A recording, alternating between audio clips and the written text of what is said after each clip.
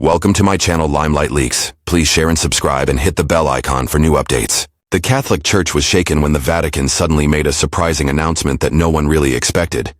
Even the cardinals closest to the Vatican's inner workings were caught off guard. Just 5 minutes before noon in Rome, the Vatican press office quietly released a short and simple statement. It said that Pope Leo XIV had appointed Cardinal Robert Sarah to a new position inside the Holy See, but that was all it said. There was no job title, no explanation, and no press conference to explain what was going on. Many people thought it might be a mistake, but within minutes, news spread like wildfire. Cardinal Sarah, a man born in Guinea and well known for defending traditional church teachings, was being called back. He was famous for quietly disagreeing with Pope Francis on many big issues, from how the church should conduct mass to questions about gender. For years, many thought he had been pushed aside, spending his time giving talks in Paris or sermons in Africa. But now he wasn't being sent away or silenced. He was being asked to come back and take on something important.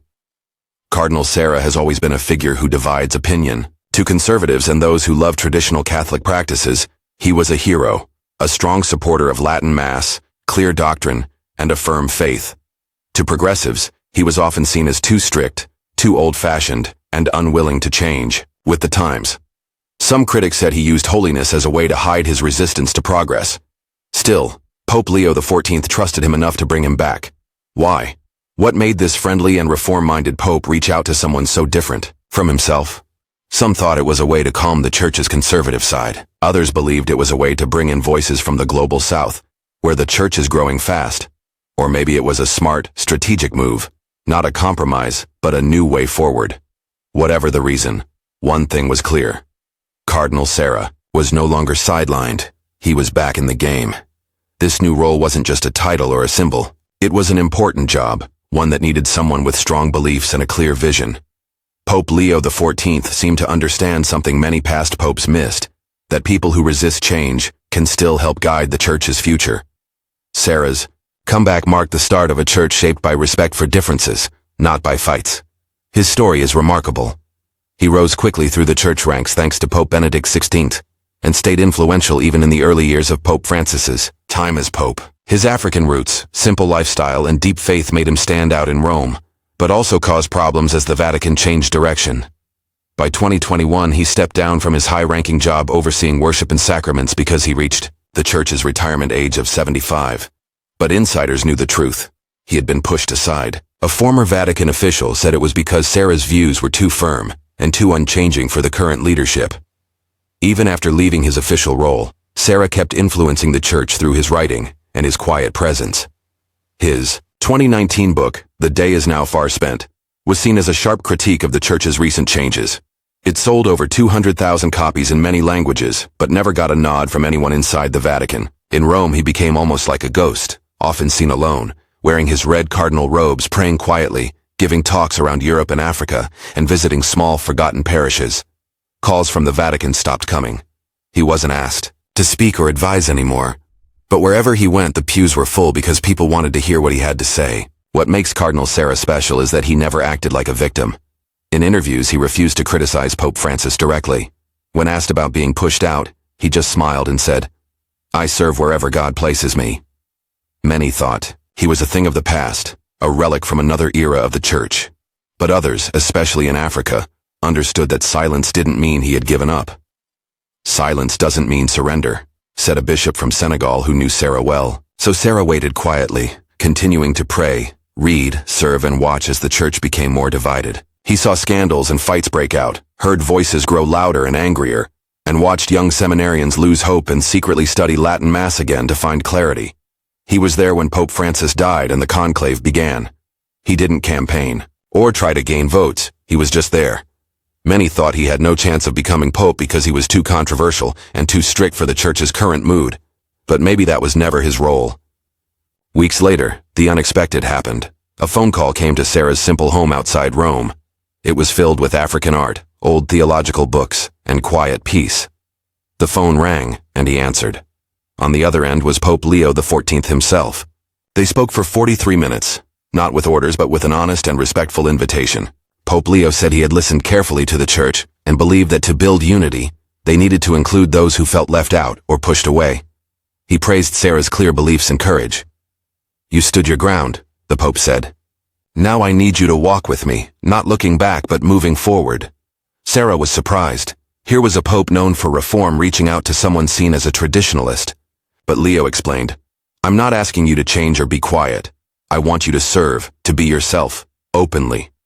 The offer was not to return to his old role, but to lead a new office focused on renewing the Church globally, far from the usual Vatican politics. Sarah asked for time to pray and reflect. After 5 days of quiet prayer, reading the Bible, and walking in his garden, he agreed. "I have never looked for titles," he said simply. "But if this helps the Church, I will walk with you." And that's how it happened. The fiery theologian, the man once called divisive and sidelined, quietly prepared for a role that would take him deeper into a church struggling with division and searching for steady leadership. When the Vatican finally shared the full announcement, it was clear and bold.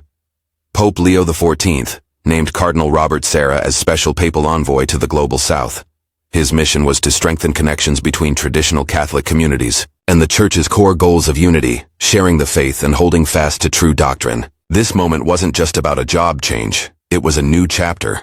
One where the Church could grow stronger by embracing its differences and moving forward with courage and humility. The world watched as Cardinal Sarah's quiet return set the stage for a Church ready to face its challenges with clear conviction and open hearts. The position that Cardinal Robert Sarah was appointed to by Pope Leo XIV was unlike anything the Vatican had ever seen before. It was an entirely new role, one without precedent, no former occupant, no established protocol or handbook to guide its functions. This was not a mere bureaucratic reshuffle or a typical promotion within the Curia. Instead, Pope Leo had designed this position specifically for Cardinal Sarah, carving out a unique place for him in the evolving mission of the Catholic Church. Almost immediately, Vatican correspondents and insiders scrambled to understand the implications of this appointment. Was it simply a symbolic gesture, an olive branch extended to conservative factions within the Church? Or was there something far more significant beneath the surface? The title, while seemingly ceremonial, carried with it an unexpected depth of authority. Cardinal Sarah was not to be another voice lost in the endless corridors of the Vatican bureaucracy. Unlike many officials who report to the Secretary of State, Sarah's mandate was direct. He reported only to the Pope himself. His responsibilities were expansive and clear. He would represent the Holy See in episcopal negotiations across the rapidly growing churches of Africa, Asia, and Latin America. He would advise bishops' conferences on the intricate balance between liturgical tradition and the pastoral realities of contemporary society. He was charged with serving as a vital bridge for regions increasingly marked by secularism, persecution, and internal strife. But perhaps most critically, Cardinal Sarah was entrusted with the reintegration of disenfranchised traditional Catholic communities, those who felt alienated or forgotten, back into the Church's global mission. This was not a retirement, posting, or a sidelining move. Cardinal Sarah was being sent to the front lines of the Church's most urgent challenges and opportunities. And yet, inside the Curia, the appointment sparked a mix of surprise and uncertainty. One Vatican diplomat captured the mood perfectly when he said, "It's as if the Pope reached into the past to build the future." The appointment was unconventional, unexpected, and in many ways revolutionary. Not everyone greeted this move with cynicism. A young Nigerian priest working within the Congregation for Bishops smiled quietly when he read the Pope's memo. "This isn't politics," he said. "It's deeply personal. Pope Leo understands where the faith is flourishing, and he knows that Cardinal Sarah speaks the language of growth." And indeed, the numbers supported this vision. Over the last 2 decades, the Global South, especially Sub-Saharan Africa and Southeast Asia, has seen the fastest expansion of Catholicism anywhere on the planet. This growth is not driven by slick marketing campaigns or media blitzes, but by martyrs, missionaries, and grassroots movements of faith and courage. Yet many of these vibrant regions have felt distant from Rome. Western-centric debates about clerical celibacy, gender issues, and liturgical experimentation have left these communities feeling marginalized or misunderstood. Cardinal Sarah, with his unique blend of African spirituality and Roman orthodoxy, represented a rare and powerful fusion. He embodied an unwavering faith rooted deeply in tradition, combined with an intimate awareness of the sufferings and struggles faced by the Church's most vulnerable members. The response outside of Europe was immediate and heartfelt. In Kinshasa, the bells of St. Charles Langa Cathedral rang out in celebration. In the Philippines, seminarians in Cebu shared Sarah's words widely. The West is dying because it has forgotten how to kneel. Even those who had long opposed him took note. A Jesuit theologian, who had once publicly disagreed with Sarah, at a liturgical conference, wrote in a widely read blog post, "Whether you admire or oppose him, you must now reckon with him. The Pope chose engagement over exile. That explains everything." Cardinal Sarah's acceptance of this unprecedented role was quiet, almost understated. There was no fanfare, no public announcement or press event, just a brief letter after his return to Rome. "I will go wherever the Church sends me. I will not speak of ideology, but of the gospel." The man once labeled too rigid, too conservative for modern Catholicism was not returning to defend the past. Instead, he was sent forward, tasked with leading the Church into a new and challenging future. Inside the Vatican, the move sent ripples through the corridors of power. It was viewed by some as a daring, even risky decision of Pope Leo's young pontificate, his first major gamble. By others, it was seen as a masterstroke, a strategic recalibration of the Church's mission. The initial reactions ranged from surprise and skepticism to a growing recognition that this was far more than a symbolic appointment. It was a clear strategy to unify a fractured Church. Within the powerful dicastery for the doctrine of the faith, opinions were divided. A senior official close to the previous Francis administration sighed. This man wanted to restore the Latin Mass everywhere. Are we now empowering him again? But a junior official, speaking off the record, offered a contrasting view. It's not about empowering him. It's about listening to half of the Church that has long felt unheard, and giving them a voice that won't tear down the house. Indeed, Cardinal Sarah was not made head of a traditional curial department, nor was he given direct control over liturgical matters or doctrine. Instead, he was entrusted with something potentially more influential, a voice and mission that operated beyond the bureaucratic walls. The Vatican press corps reflected this polarization. Progressive Catholics. Media warned of creeping restorationism and a resurgence of hardline positions, with headlines like, "The Return of Rigor." Meanwhile, traditionalist platforms celebrated the appointment as a triumph, sharing images of Pope Leo smiling softly alongside Cardinal Sarah, who held a breviary with bowed eyes. The caption read, "There are two pillars, one Church." Some Vatican observers feared this could spark a new ideological clash, akin to a renewed Francis versus Benedict rivalry. This time, Leo versus Sarah. But insiders assured otherwise. Pope Leo welcomed the tension, seeing it not as division but as dialogue. "He's not building camps," said a Curia employee. "He is building corridors between voices that had forgotten how to talk to each other." The Pope reportedly reminded his advisors, "If you silence every voice that questions you, you will end up alone. And alone is not a place for Peter's successor." When Cardinal Sarah was finally asked by journalists if he saw this new role as a comeback, he was clear and measured. "This is not a return. I never left. I was simply praying. Now, I am walking." His tone was firm but calm, far removed from the fiery rhetoric that some expected. Regardless of his past disagreements with Pope Francis's agenda, Sarah was not returning to fight old battles. He was returning as a witness. In a Vatican accustomed to careful messaging and subtle diplomacy, Pope Leo's move spoke volumes. Without issuing a formal encyclical or grand declaration, he sent a clear signal. The Church cannot be whole if it amputates her prophets. The announcement itself took place not in the grand halls of Rome, but in the humble archbishop's residence in Nairobi. There were no velvet curtains or gold-trimmed thrones, just a long table, a few microphones, and Cardinal Robert Sarah sitting quietly in his red mozzetta, a rosary wrapped around his fingers. Cameras clicked as he remained silent until the press stopped. Then, with calm finality, he spoke. "I serve. I don't seek."